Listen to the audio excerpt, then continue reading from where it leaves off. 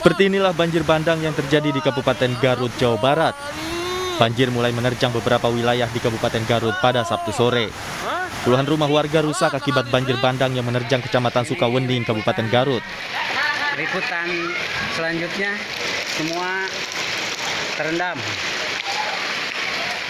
Banjir terjadi akibat hujan deras yang turun secara terus-menerus beberapa hari ini. Hujan deras membuat aliran sungai Citameng meluap dan merendam pemukiman warga. Jembatan putus, daerah Mekarwangi.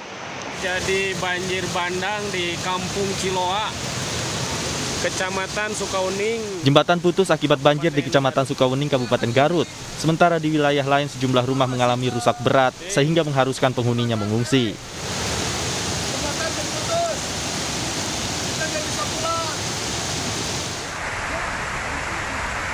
Hingga kini petugas BPBD setempat masih melakukan pendataan terkait kerugian dan korban banjir bandang. Sementara ada 2 kecamatan yang menjadi wilayah terdampak terparah banjir ini, yakni Kecamatan Karangtengah dan Kecamatan Sukawening. Dari Kabupaten Garut, Jawa Barat, Tim Liputan iNews melaporkan.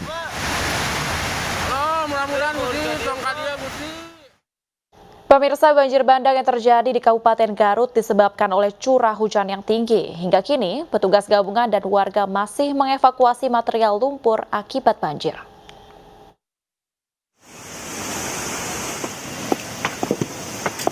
Pasca banjir yang terjadi tadi sore, petugas gabungan dari kepolisian, TNI, BPBD, dan relawan melakukan evakuasi material batu yang menghalangi akses jalan warga. Di lokasi ini, bebatuan menghalangi jalan akibat terjangan banjir bandang yang menerjang kawasan Kecamatan Karangtengah. Sejumlah pemilik rumah juga nampak melakukan evakuasi material lumpur dan batu di rumahnya. Ada 3 desa yang terdampak cukup parah di Kecamatan Karangtengah, yakni Desa Cintamanik, Desa Cinta, dan Desa Caringin. Penanganan bencana ya dari kepolisian, kemudian pihak BPBD, kecamatan, dan pemadam kebakaran saat ini sedang menangani dampak dari banjir bandang yang terjadi di Kecamatan Sukawening. Ada 3 desa yang terdampak, yaitu Desa Cintamanik, Desa Cinta, dan juga Desa Caringin. Dan kemudian total ada 4 akses yang terputus, yang saat ini belum bisa dilalui akibat masih adanya debit air yang tinggi. Tidak ada korban jiwa dalam peristiwa banjir bandang ini, namun sebanyak 5 rumah terkena dampak dan 4 akses jalan penghubung desa di Kecamatan Karangtengah tidak bisa dilalui. Dari Kabupaten Garut, Jawa Barat, Solihin, iNews melaporkan. Selanjutnya pemirsa, Ketua MPR Bambang Susatyo mengalami kecelakaan saat mengendarai mobil rally di kawasan Meikarta, Kabupaten Bekasi, Jawa Barat. Mobil Bamsud sempat 3 kali terpental sebelum berhenti di tepi jalur.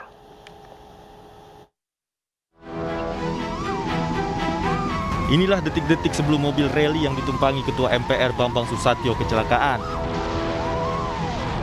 Mobil rally yang ditumpangi Bamsud dan pembalap Sen Glael terpelanting sebanyak 3 kali. Insiden ini membuat sejumlah bagian mobil hancur. Kerusakan paling parah terlihat di bagian belakang mobil. Ini mobilnya, tapi alhamdulillah saya dan Sen aman. Beruntung, Bamsud dan Sen selamat dari kecelakaan itu. Pasca insiden ini, Bamsud langsung melanjutkan kegiatan sesuai dengan agenda hari ini. Dari Kabupaten Bekasi, Jawa Barat, Tim Liputan iNews melaporkan. Saling klaim kepemilikan Sekretariat Gedung DPD Golkar Kota Bekasi, Jawa Barat berakhir ricuh. Kericuhan ini dipicu adanya dualisme kepemimpinan Partai Golkar yang masing-masing saling klaim merasa sah.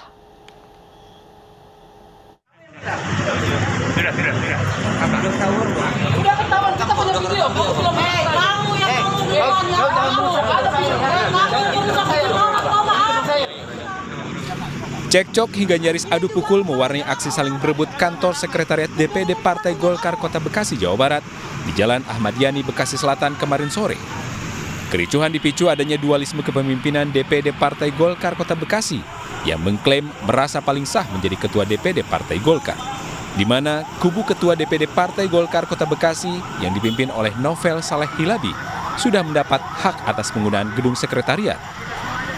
Sementara, kubu yang juga mengklaim sebagai Ketua DPD, yaitu Ade Puspitasari, yang juga anak Wali Kota Bekasi Rahmat Effendi, juga turut merasa memiliki hak yang sama.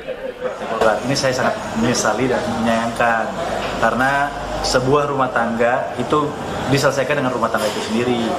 Tidak boleh membawa rumah tangga orang lain yang tidak ada benang merahnya. Ya, bahkan banyak sekali ormas-ormas yang datang ke situ, ke rumah besar Golkar dengan cara-cara menurut saya yang kurang elok gitu. Nah, ini kan menandakan siapapun orang yang mengirim ormas tersebut, saya menilainya bukan orang-orang yang memang mempunyai sifat intelek. Kericuhan dapat dikendalikan usai aparat kepolisian Polres Metro Bekasi menenangkan kedua kubu. Kuasa hukum novel pun melaporkan kubu Ade Puspitasari ke Mahkamah Partai Golkar. Dari Bekasi, Jawa Barat, Rahmat Hidayat, iNews melaporkan. Pemirsa, 2 orang menjadi korban penembakan orang tak dikenal di pintu keluar tol Jor Bintaro, Pesanggerahan, Jakarta Selatan. Kedua korban terluka di bagian perut dan dibawa ke rumah sakit Polri.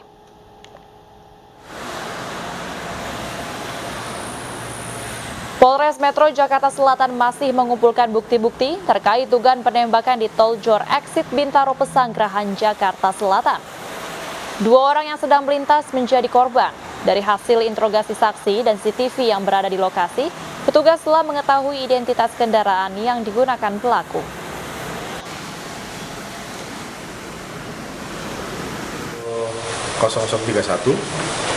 Semalam kita mendapatkan informasi dari Polsek Palmerah, di mana Polsek Palmerah mendapatkan informasi dari Rumah Sakit Pelni telah datang beberapa pasien ke Rumah Sakit Pelni dalam keadaan atau dengan luka tembak.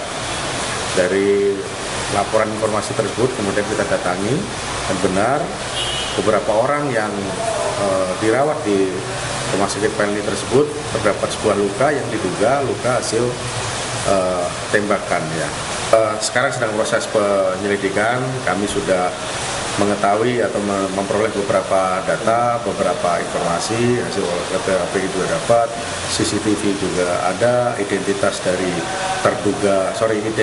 dari kendaraan yang diduga pelaku kita juga sudah dapatkan.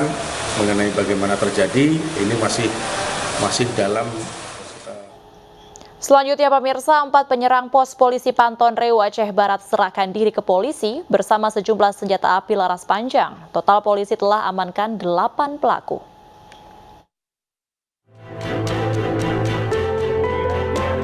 Setelah diburu sebulan lebih, 4 pelaku penembakan pos polisi Panton Reu Aceh Barat menyerahkan diri. Para pelaku juga menyerahkan 4 pucuk senjata api laras panjang beserta ratusan butir peluru. Total, polisi mengamankan 8 pelaku, namun 1 diantaranya tewas ditembak karena melawan saat ditangkap. Para pelaku mengaku nekat menyerang pos polisi akibat sakit hati dengan adanya penertiban tambang emas ilegal yang selama ini marak di Aceh Barat. Nah, motifnya seperti yang kami sampaikan sebelumnya adalah mereka merasa terusik karena kegiatan penindakan yang dilakukan oleh pihak kepolisian terhadap illegal mining emas di wilayah Aceh Barat. Yang menyediakan adalah tersangka AH dan AD. Mereka ini hanya keempat ini yang melakukan penembakan pos. Meski sudah menyerahkan diri, 4 pelaku tidak ditahan dan hanya dimintai wajib lapor. Para pelaku sudah dapat persetujuan dari Kapolda Aceh dan telah dijamin pihak keluarga serta aparat desa tempat mereka tinggal.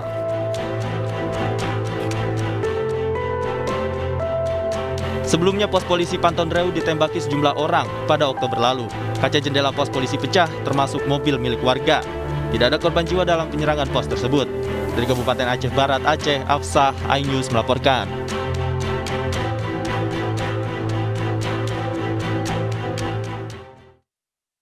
Kalahkan wakil Thailand di semifinal, Grecia Poli Apriani Rahayu melenggang ke final Indonesia Open 2021. Informasinya sesaat lagi, tetaplah di iNews Malam.